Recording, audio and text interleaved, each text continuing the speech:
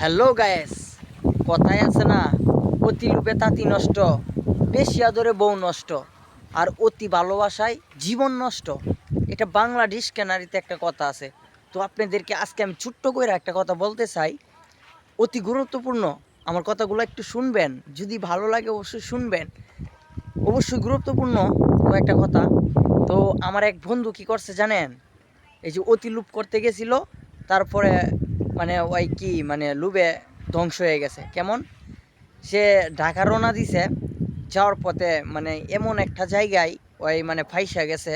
সেই জায়গাটা হচ্ছে কি আপনার, সেই জায়গাটা হচ্ছে গিয়ে আপনার মানে কি একটা জায়গার নাম জানি বলছিল।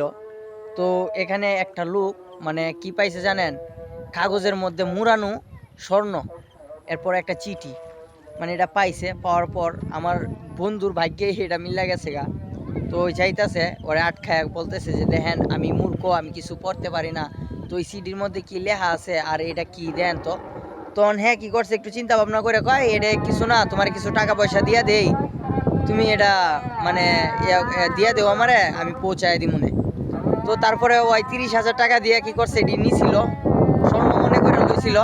তারপরে স্বর্ণকারের দোকানে নিয়ে চেক করতে দিছে, তারপরে দেখে সিটি গোল্ড।